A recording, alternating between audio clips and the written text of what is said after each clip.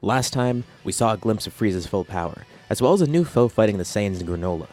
Without Goku on Earth, things kinda went out of control, so where are we gonna go from here? We'll be covering all that and more in this part 7 of What If Kakarot Was in Vegeta's Crew. After departing from this planet, the group then lands on Earth, finding it after some time, and deciding that this will be their new base of operations. Well, at least for now. It's a pretty unassuming planet and there's no way Frieza would know about it, and there's a lot of people here so it's pretty easy to blend in. And you know, despite being under the rule of King Piccolo, that guy that they just actually killed, this planet seems to be in pretty decent condition, and now that they don't have King Piccolo, they accidentally just liberated it in a way. Minato then does something strange on his own, without anyone even asking it.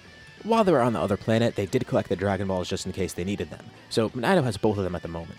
And to everyone's surprise, he summons Taranbo and makes a wish, to restore everything destroyed by King Piccolo and his crew. Earth itself isn't badly damaged, but there are a lot of people that died from it. Minato decided to do this on a whim because, first of all, if they're going to use this planet as a base, he kind of wants to do something nice for them. And second of all, seeing what Piccolo did, he realized that this planet might be kind of barren without that. Like, there's definitely still people on here, but it would be easier to blend in if they had more people here, right? Also, better things on this planet too. It's a good thing for everyone and the others don't really protest it. Granola's still hoping that they can get Planet Cereal back soon, but still, they do need to wait a bit. Not too long after summoning Shenron though, a car flies over. A random woman hops out not believing what she saw. Did she just see a dragon get summoned? Minato apologizes to the others. He didn't realize that they'd be spotted this far out. She's been looking so long for the Dragon Balls, trying to restore Earth. Well, thankfully for her, it's already done. Looks like Minato already blew their cover anyways, so they might as well explain to her because she obviously saw it. They learn that her name is Bulma, and she had been searching for the Dragon Balls before but never got them. And now, it seems like everything is saved. There is no more King Piccolo. There's no more of his army. And a wish was made to restore a lot of the damage done too. These guys basically saved Earth. And it looks like there's another dragon here. Well, it might not be permanent, but yeah, in a way Minato did bring another dragon here. But she wasn't the only one to notice the dragon get summoned. A bunch of other flying vehicles start coming towards them, with Bulma quickly getting out of the area because they realize that this could be trouble. It's the Red Ribbon Army. Of course, they've been trying to get a new set of Dragon Balls too. They haven't been able to find any anywhere, but now that they saw a dragon appear out of nowhere, they know that these people have something to do with it. They're defeated pretty much in an instant by Kakarot just shouting, basically. He doesn't even need to use a key attack, but thankfully, they do have something else up their sleeve. They have been working on a way to counter King Piccolo. He hasn't been on the planet for a bit, and it's just been his sons that have been taken over here. And it seems King Piccolo's crew is actually dead now. The Red Ribbon Army had just finished a project, but they didn't get to use it yet because no one was on the planet to use it against. They were planning on using this as revenge against King Piccolo, but also to get the Dragon Balls. This creation took a while, but it's finally done. One of the other soldiers phones into someone, telling them they need all the power they can get. Well, it looks like they're going to have to fight. In Vegeta's eyes, if these people are going to be causing trouble regardless, they might as well just fight them now and get it over with, instead of having to worry about it later. 3 people then fly over, with 2 of them not having a presence at all, and one of them doesn't even look to be human. They waited to awaken this because it might be a little bit risky, but now's the time. A bit of the Red Ribbon Army did survive apparently, which is why they all came here at this moment in the first place. But that includes some of their scientists, mainly Dr. Gero, as well as a couple others, and they were all working together against something. See, unlike with Goku, the army wasn't entirely wiped out, leaving just a few survivors. No, there was actually a couple hundred of them, with King Piccolo using a lot of them as his own personal army too sometimes. But first and foremost, they were loyal to the Red Ribbon Army, and basically double agents. And Dr. Gero got a bunch of good resources, turning himself into an android, and creating a few others too, but most were failures. Except for one, his perfect project, Cell. Now, it isn't the same Cell that we know.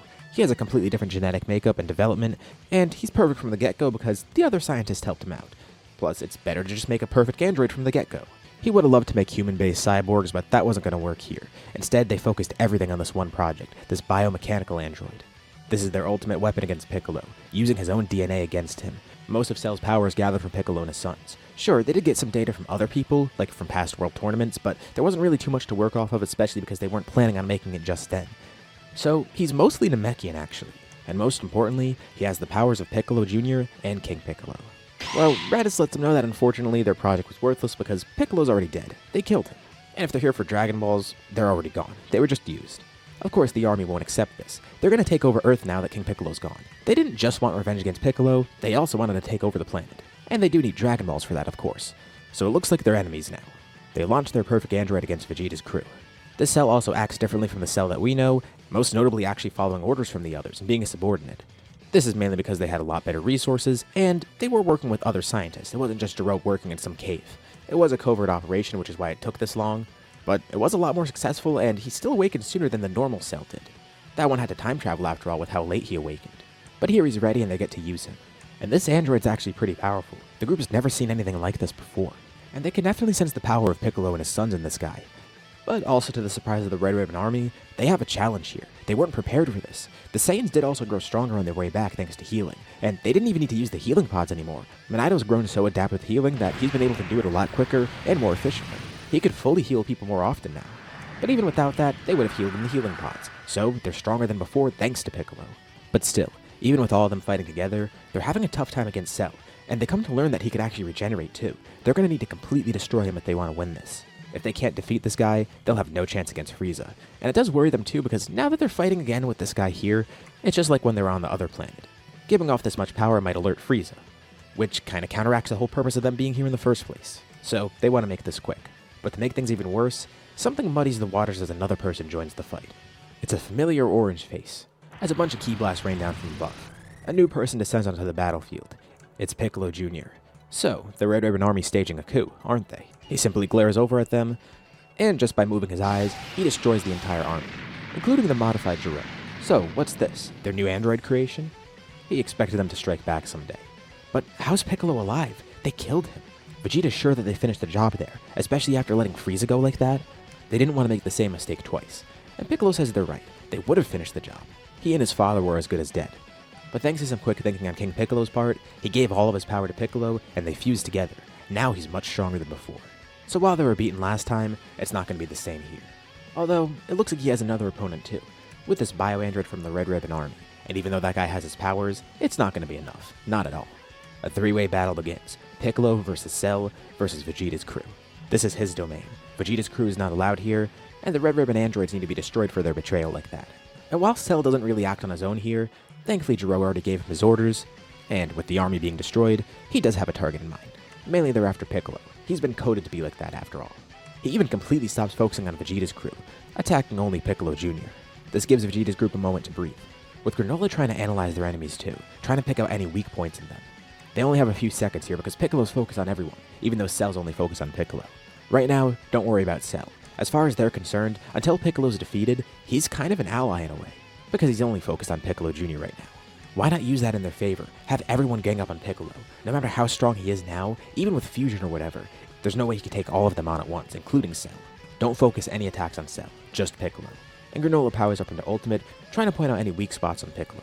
And they've come up with a strategy to attack. Granola's gonna attack first, basically pointing out where the weak spots are. And then, everyone will focus all their attacks on that. Thankfully, Granola has enough strength for himself to even do this too. He's not just a spotter for them, he also is attacking just as much as they are. And it's like Cell completely forgot that they're there because he's only focused on attacking Piccolo Jr. He doesn't even pay attention to the Saiyans or Granola. Minado's also retreated by now and is watching from far away, hoping that everything goes okay. But Piccolo is incredibly strong, especially after fusing. He's a tough opponent even with them ganging up on him like this. And he decides to finish everyone off quick. He knows what they're trying to do. He starts growing in size, while still in his orange form no less. He then lets out a massive burst of ki, going in all directions, knocking everyone away. First, to get rid of that android. He grabs Cell in one hand, and Cell is pretty powerful, trying to wiggle free, but then Piccolo clasps his hand with his other hand, trying to crush Cell in between it. He already knows by now that Cell can regenerate, but that's kinda useless if every bit of him is destroyed. Using all of his power, Piccolo crushes Cell in his hands, trying to crush him as small as possible. He then opens his mouth, charging a powerful beam of energy in front of him. Vegeta's crew tries to take this moment to attack, but it's too dangerous. If he even turns in their general direction, they'll be fried by that blast. At least if they strike at the wrong moment. The blast is fully charged. Piccolo lets go of Cell, and the second he's freed from his hands, Cell is engulfed by a massive mouth beam from Piccolo, completely incinerating every part of him. This did wear Piccolo out a bit, but it wasn't too big of an issue. And with Cell being his strongest individual opponent, that means he could focus on the others. That android might have had his power, but not his current power, just his previous power. The Red Ribbon Army definitely didn't expect a fusion, but Piccolo feels a sharp pain all around him. As he fired the blast, the second he launched it, he was so focused on that attack that he didn't even move. And in rapid succession, Granola tried to attack his weak points, with everyone else helping him too. And with him being a giant, it was a lot more simple to do so. He tries to turn back at them to attack, but he collapses from the pain. They attacked him so much, so rapidly. In that short span of time, he couldn't even stand anymore. He's barely able to get back up. How did he take that much damage? He's stronger than all of them collectively, including Cell. He still doesn't realize what Granola's technique is, and he doesn't get how they defeated him. Well, at least that army's dealt with. Once more, Piccolo surrounds himself with an intense ki, launching a ki blast in all directions. Looking like he's self-destructing, but he's not. He's just trying to get everyone away once more. This isn't over yet. He'll attack soon enough, He just needs to recover. He was ganged up here. He wouldn't have lost otherwise. It was all because of that pesky android. Using his own power against him. If it was just Vegeta's crew, they would have been easy to defeat. But they took the opportunity to attack there. They were cowardly, and Piccolo's angered by that.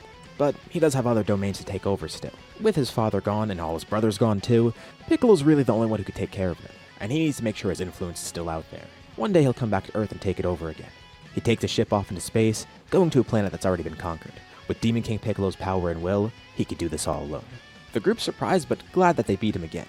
With him having that much power, they weren't sure if they'd be able to win, especially with that android here too. Thankfully, a lot of the fight was Piccolo versus Cell. But still, it demotivates them a bit because they couldn't even really defeat this guy. They had to gang up on him with someone else, and rely on Granola's power too. Of course, Piccolo's power is kind of adjusted here so he just doesn't one-shot everything, also due to his different history here. But from what they could tell, Frieza's still way stronger than Piccolo. And Piccolo's way stronger than them, and they couldn't defeat Piccolo, so what does that mean for Frieza? They're still kinda screwed, aren't they?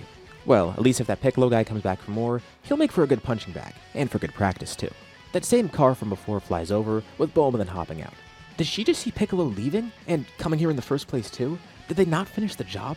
Vegeta tells her to relax. They thought they killed Piccolo, but it looks like he fused with his father. So then she turns to him to scold him specifically. So they lied about killing Piccolo, and Vegeta tells her to be silent. They didn't do it out of the goodness of their heart or for Bulma. They did it because Piccolo and his father tried to kill them. Besides, she should be happy that they have the Dragon Balls back too. But still, how could they let Piccolo go? Are they insane, especially after what just happened? The others watch on as Vegeta and Bulma argue. This human's kinda crazy, especially standing up to the prince like that. And she tells him she'll be back soon for the Dragon Balls, at least once they're recovered. She's gotta study them and make a new Dragon Radar. Hopefully the previous one just works for this one. And even though they argue the entire time, honestly, Vegeta found her kinda interesting. What a strange planet. Although they are concerned now that Frieza will find them here, especially with a power like Piccolo's. He might try and track them down. Well, they can't keep running. Like, they could, but it's getting kind of annoying at this point. So, for the time being, they'll stay here on Earth. But soon enough, they're about to have an even bigger challenge, and one that might even thwart off Frieza, preventing him from coming to Earth in the first place. Far away in a different realm, Beerus awakens from his slumber. He was dreaming of something but can't really remember what. This is where we'll leave off for now. What'd you guys think about this part, or what's going to happen next time? Leave your thoughts and suggestions in the comments below. I'd love to see what you guys think. As usual, be sure to drop a like and subscribe if you haven't already. It really does help out the channel and shows me you want to see more videos like this. Anyways, thank you all for watching, and I'll see you all in my next video.